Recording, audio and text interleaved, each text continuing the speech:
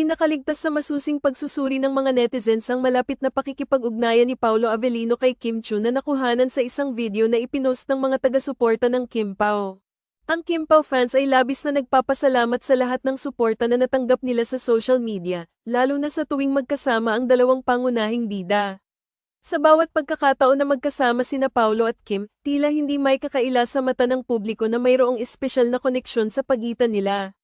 Ang pagyakap at malapit na pagkakaugnay na ipinakita ni Paolo kay Kim sa video ay nagbigay diin sa mga spekulasyon ng kanilang relasyon, na sinadya o hindi, ay nagbigay sa kanilang mga tagahanga ng pag-asa at kasiyahan.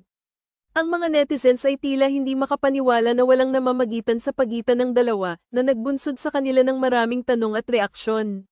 Sa social media, mabilis na kumalat ang video na nagpapakita ng matinding pagyakap ni Paolo kay Kim, at tila ito ay naging pangunahing paksa ng pag-uusap.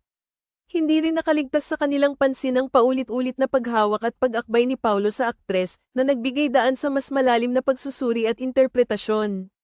Hindi may kakaila na ang video na ito ay nagbigay diin sa isang tiyak na intimacy sa pagitan ng dalawang aktor.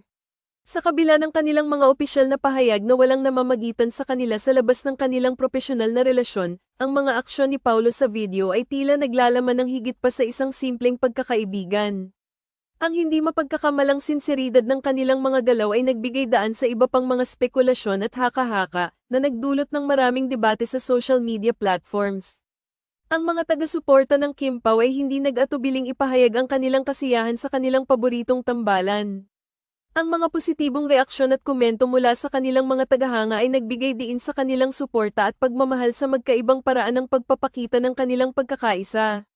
Tila ang mga fans ng Kim Pao ay patuloy na umaasa sa bawat pagkakataon na magkasama ang kanilang mga idolo, umaasa na makakakita pa sila ng higit pang magagandang sandali sa hinaharap. Ngunit hindi rin naiwasan ang mga pagdududa at kritisismo na isinapubliko ng ilan sa mga netizens. May mga opinyon na nagsasabing ang mga ipinakitang galaw ni Paolo ay maaaring sinadyang gawin upang makuha ang atensyon ng publiko, o upang lumikha ng mas maraming buzz para sa kanilang proyekto.